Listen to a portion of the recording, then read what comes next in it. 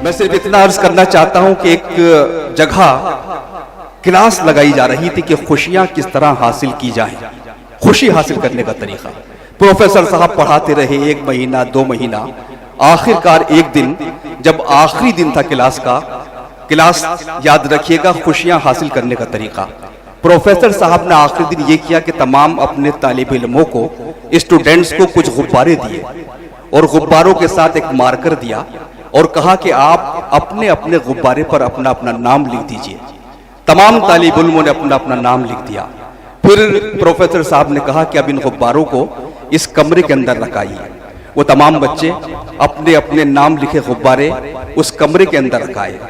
उसके बाद प्रोफेसर साहब ने कहा कि जाइए 15 मिनट के बाद कि अपने अपने नाम का गुब्बारा लेते आइए। तमाम तालिब इल्म अंदर दाखिल होते हैं, अंदर अफरा तफरी मच जाती है, गुब्बारे फूटने का खतरा रहता है, कोई अपना नाम लिखा गुब्बारा हासिल नहीं कर पाता है।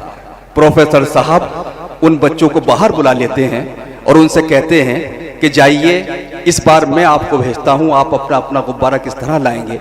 उन्होंने कहा कि आप अंदर जाइए, जिसके हाथ में जो गुब्बारा आ जाए उसको उठा लीजिए, उस पर नाम पढ़िए, जिस शख्स का वो गुब्बारा है उसको दे दीजिए।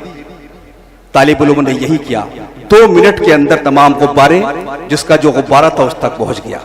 इसका सीधा पैगाम यह है कि आप दूसरों का हक, दूसरों जिसका जो हक है उसको दे दीजिए, दूसरों की खुशियां दूसरों को दे दीजिए, आपकी खुशियां, आपका हक आपको मिल जाएगा।